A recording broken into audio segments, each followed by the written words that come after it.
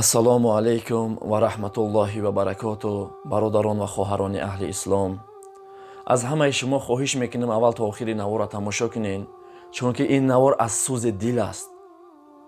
ҳар инсоне агар зарраи имон дар вуҷудаш боқӣ монда бошад, зарраи инсонӣ, зарраи мардӣ дар вуҷудаш дошта бошад, моро дарк хоҳад кард, ин дардро ҳис мекунад. як суол ба шумо метем, ҳатман ҷавобша дар комментария ма нависед. як мард агар ба шумо бигӯяд ки ман падарта аз модарра ҷудо мекунам ва модари туро ба занӣ мегираму фалон кор мекунам ва модару хоҳари туро фалон кор мекунам, шумо бо ин мард чӣ мегӯед ва инро чӣ кор мекунед? ҳамина дар комментария ҳатман бинависед. имрӯзҳо бародарони азиз ин қадар сабр кардем, тоқат кардем, ин қадар дашномҳову ҳақоратҳову дигар ки кардан, сабри мо ҳам лабрез шуд, чунки мо ҳам мард ҳастем, мо мусулмон ҳастем. агар ки гап назадем, ин мусулмонии мо нест. барои чӣ? барои оне ки як мард бояд ки 4 нафара ҳимоя кунад, падару модар, зану фарзанд, хоҳару додарша.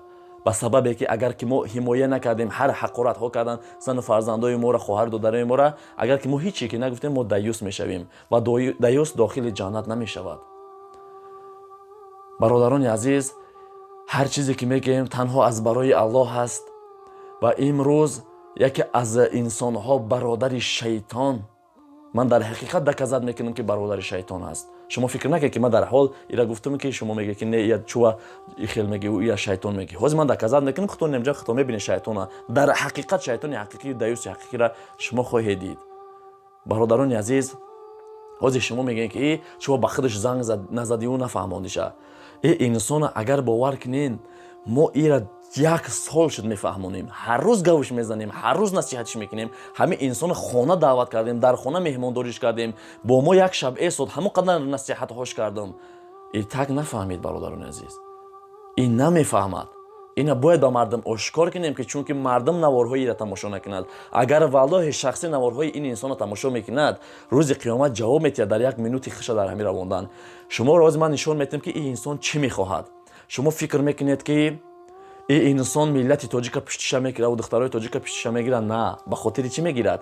ба хотире ки духтаро бо ин занг занаду бо онҳо рафта зино бикунад.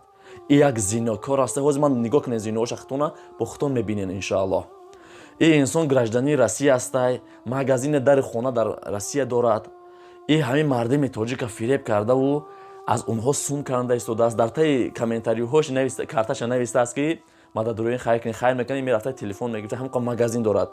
расули худо саллаллоҳу алайҳи ва саллам мефармояд ки шахсе ки агар талбандагӣ мекунад, ҳаё аз ӯ меравад, ӯ беҳаё мешавад, беномус мешавад, даюс мешавад. шахсе ки талбандагӣ мекунад, шахсе ки қувват дорад, ҷон дорад, ҳама чӣ дорад, бо аз мардам талбандагӣ мекунад.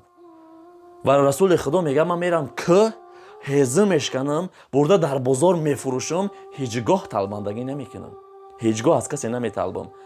ин инсон, шумо фикр мекунед ки духтарои тоҷика ин пуштиша мегирад ва инҳо ба ин занг мезананд, мегӯяд ман бебарам дар ту ҷои кор мемонам, ин бо онҳо зино мекунад.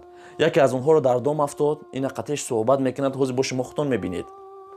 ва дигаре аз инҳо як зани калонсоле ки 40 сола ҳастай, шуш маъюб ва худаш дар Россия азоб кашида кор карда истодааст, ба ин инсон занг задааст, гуфтааст ки ба ман камаке кӯмак кунед, як видео кунед, партоен дар YouTube ки мара кӯмак кунанд. гуфта биё ман туро аз шуд ҷудо мекунам ва туро мегирам, ҳатто сатҳои бар ман дорам аз ҳамин инсон ки бигзор, ҳамаша намегузорам ки то ин ки ин инсон поли намурад.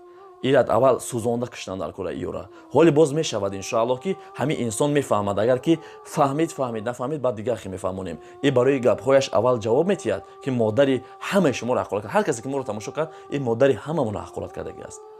ин инсон нону намактонро мехӯрад, хонаи шумо барои зантон мебиёяд, барои апатон мебиёяд, барои очатон мебиёяд. ия фаромӯш накунед. валлоҳи хонаи касе ки рафт, барои ҳамон чиз меравад. ин даюс дар ҳақиқат даюс аст. ҳозир дарказатиш мекунам ки даюс аст. аллоҳ ина ҳидоят бикунад. бародарони азиз, як бор шумо худтона дар ҷои ман ҳис кунед, хезан биган модарта фалон мекунам, модарта ҷудо мекунам, ин қадар беномусӣ. агар чӣ мо мардем, сабр кунем. шумо як бор бигӯед, мусулмон ҳамин хел аст ки хаб кунад бишинад? На. модари моро фалон кунанд, очаи моро фалон кунанд, зану фарзанди моро ки фалон кунанд, мо хаб бишинем. касе ки наворҳои ҳамия, валлоҳи ина ман қасам мехӯрам, агар ки тамоми олимҳои Тоҷикистона бовар ки ман пурсидаги ҳастам, мега касе ки тамошо мекунад, рӯзи қиёмат дар ҳар як минуташ ҷавоб метиҳад. вақти хиша дар онҷо рафондага ҷавоб метия, чунки ин инсон барои духтарои шумо мекунад, барои модарои шумо сабт мекунад ки модарои духтарои шумо да бараса.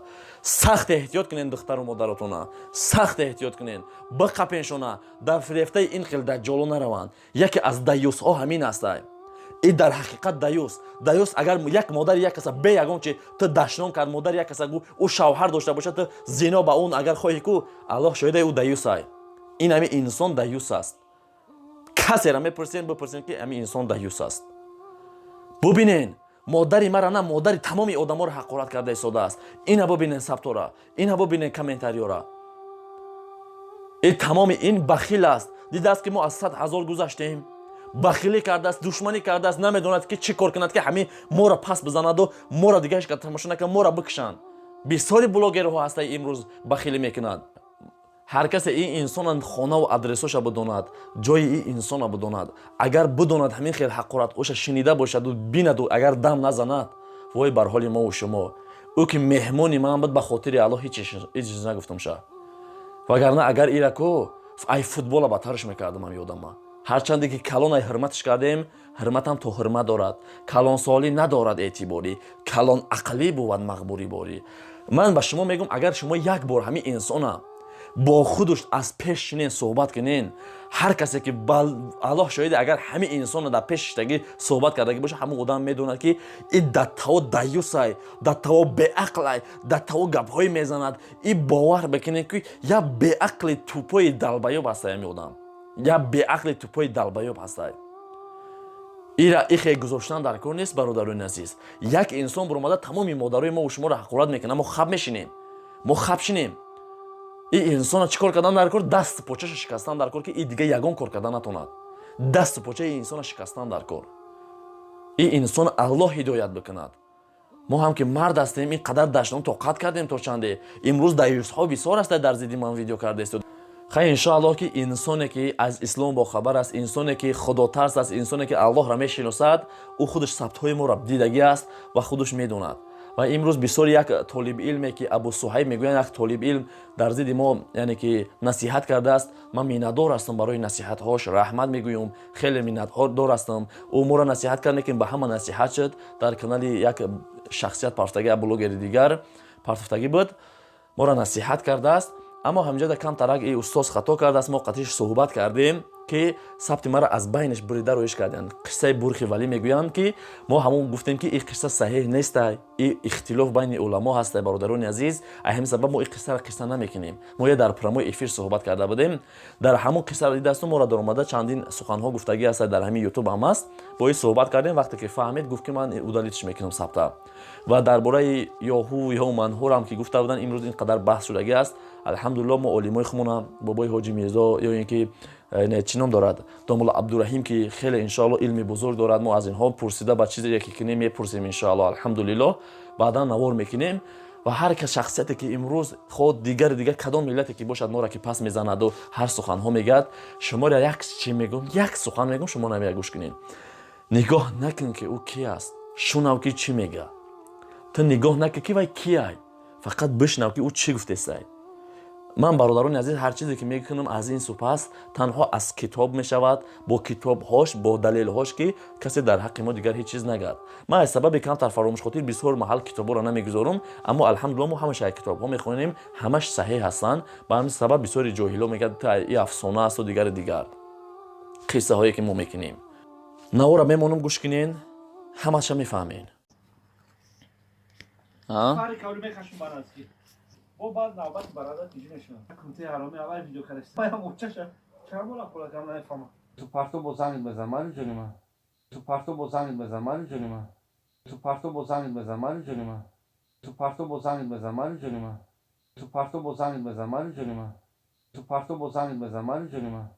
Tu parto bozanid be zamani jonima.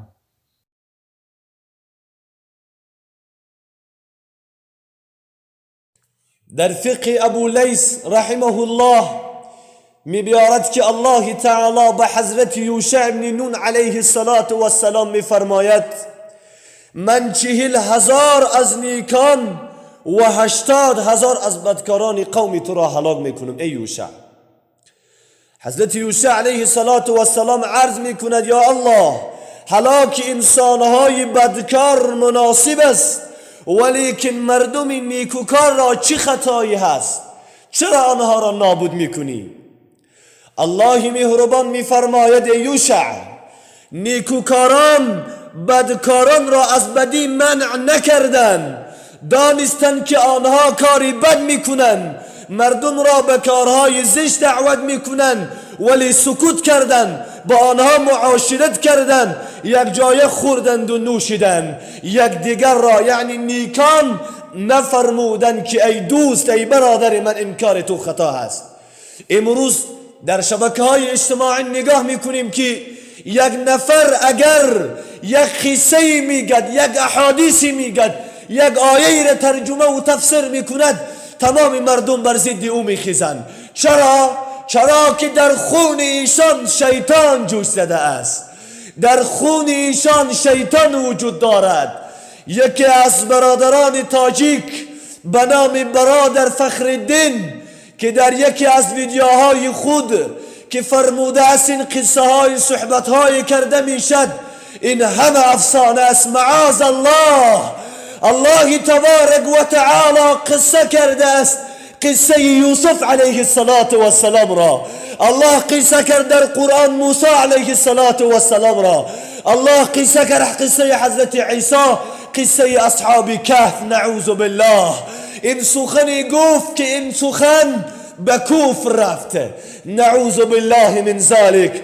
دوستان عزیز و گرامی قدر، امروز یک نفری که شما را برای درست دعوت میکند، یک نفری که برای شما قصه اسلامی میگد، یک نفری که برای شما میگه برادر این کار خطا هست این کار درست، شما دوستان عزیز و گرامی قدر آن نفر را سرزنش مکنید، زیرا نصیحت این رویش پیامبران است.